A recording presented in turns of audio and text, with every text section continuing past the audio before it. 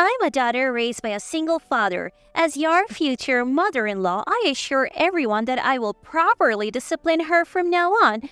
Please be at ease." Who on earth is telling us to be at ease? The big moment of my life, every woman's dream?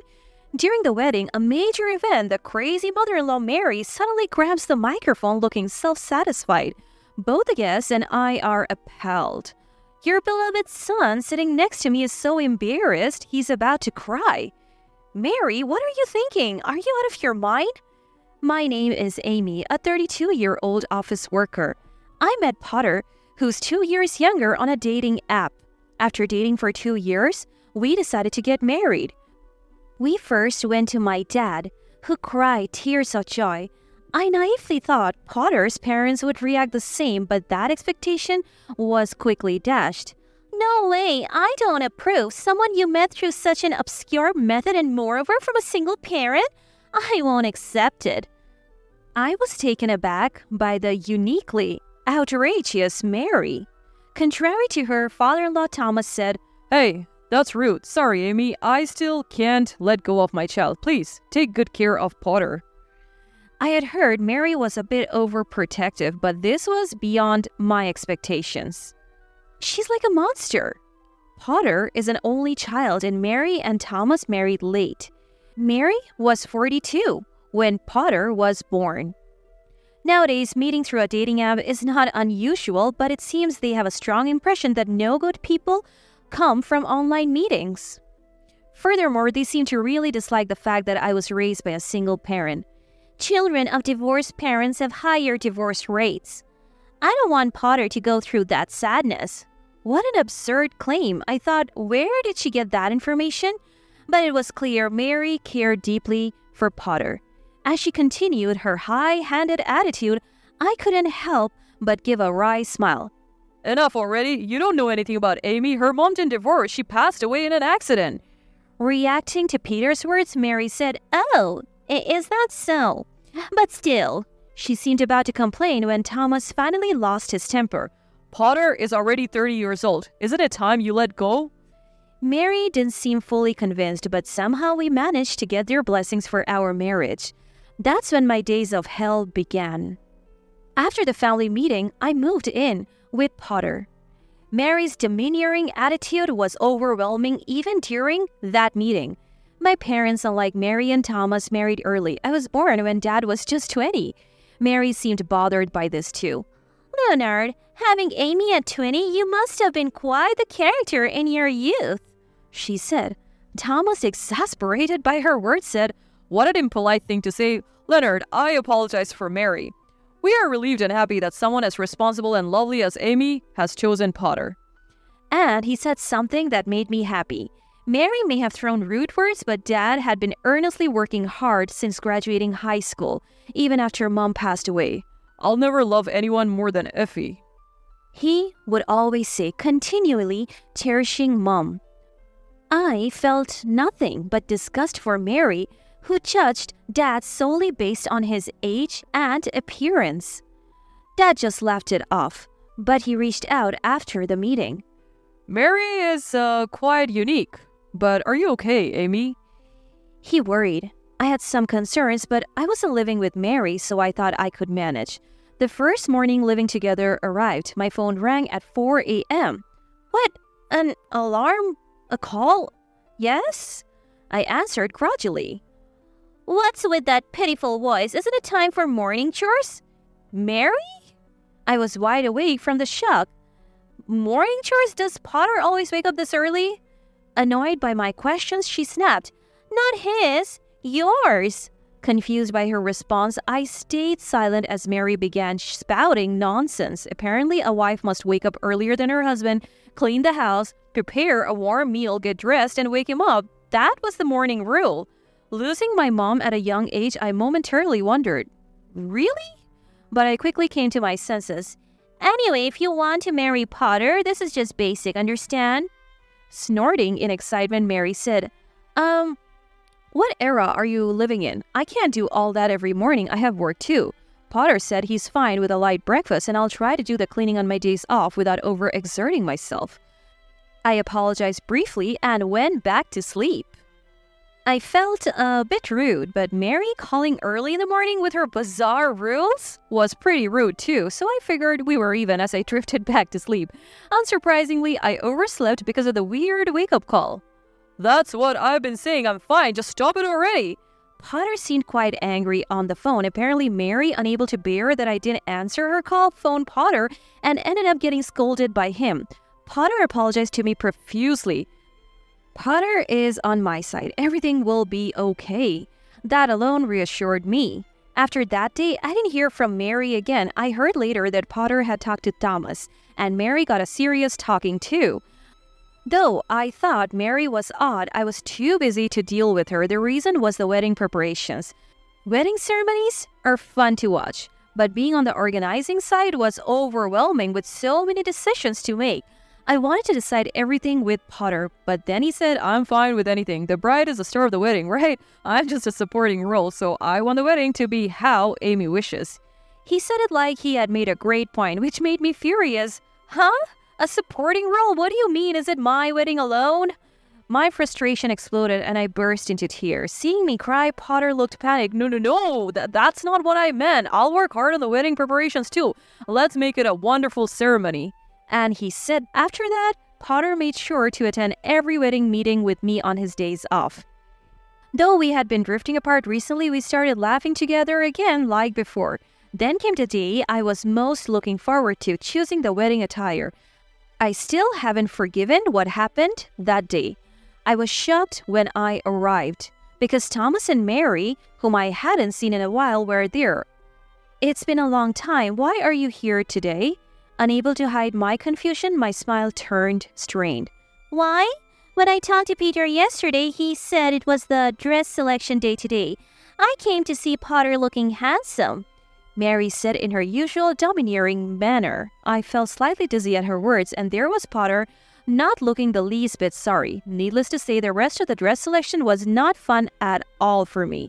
Inside the dressing room, Mary was being overly enthusiastic. This one is nice too. Potter looks good in everything. Let's try that one next. Even the planner, Eleanor, seemed strained by the unexpected participation of Thomas and Mary.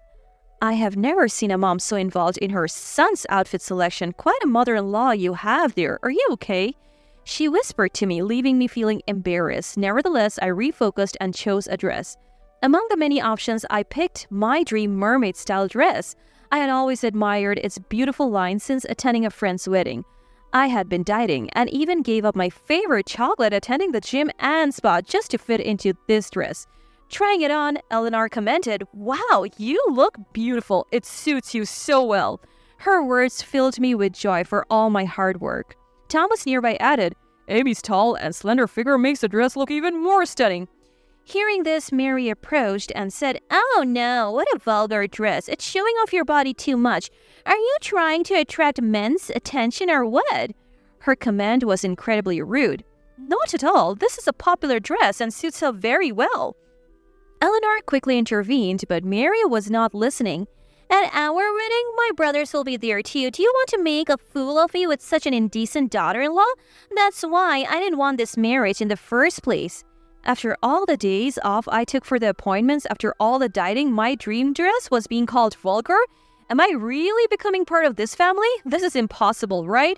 My pent-up anger exploded. Enough.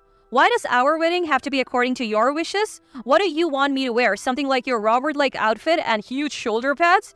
Mary's face turned red at my words. Eventually, Potter and Thomas intervened in our argument.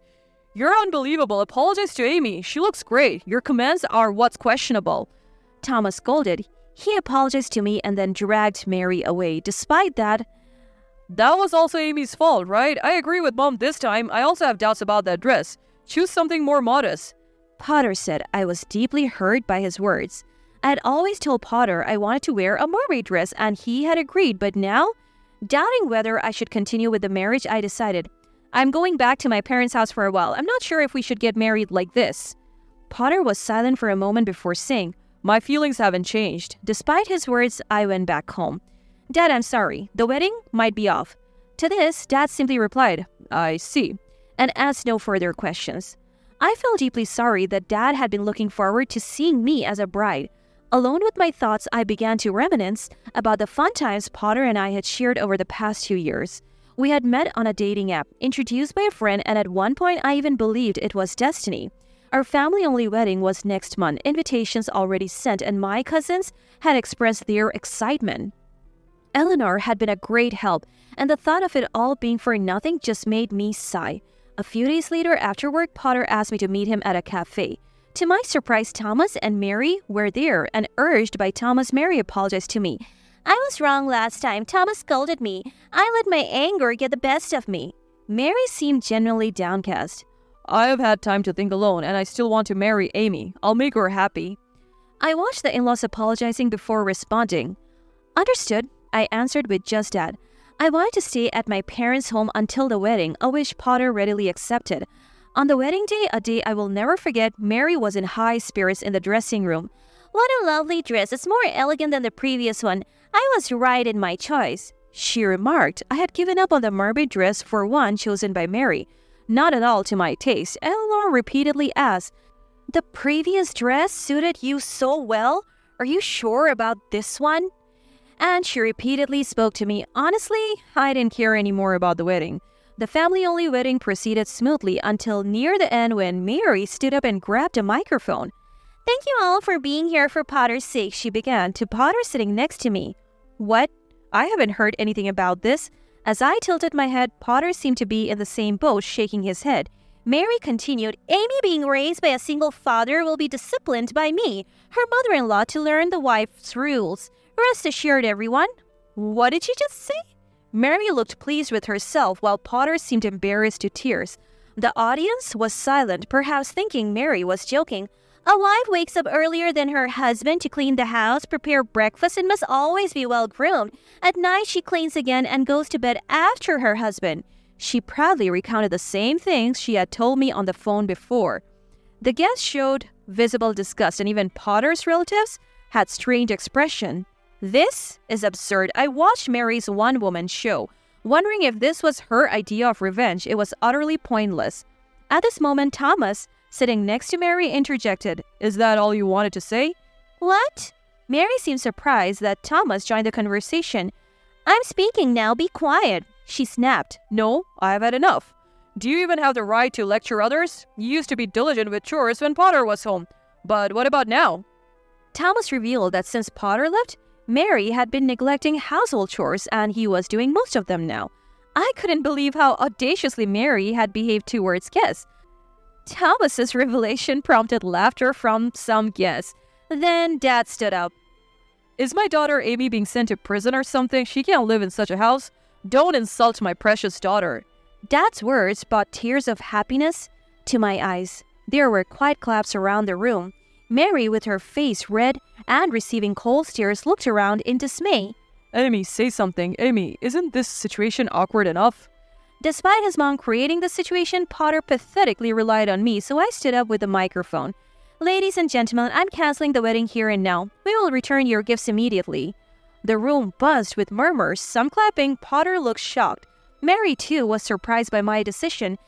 As you can see, I'm not liked by Mary. The dress I'm wearing was chosen by her. The dress I really wanted to wear was deemed vulgar and indecent by her, and I can't follow her nonsensical rules, so I'm calling off this marriage. This declaration was met with applause from my relatives. Hey, what are you deciding on your own? I'm allowing this marriage. A son's wife should just listen to her mother-in-law. Thomas scolded her. Shut up now. Amidst the chaos, a relative from Potter's side spoke up. You, be quiet. Weren't you the one who was tormented by your mother-in-law in your first marriage and cried back to your parents' house? How can you do the same? Apparently, Mary had been divorced once and suffered greatly at the hands of her mother-in-law in her first marriage. Despite such an experience, what a dreadful person. Mary fell silent at this revelation. Huh? You're really canceling the wedding? I'll sue you for breaking up the engagement. Potter glared at me fiercely from beside me. But I wasn't scared at all. Huh?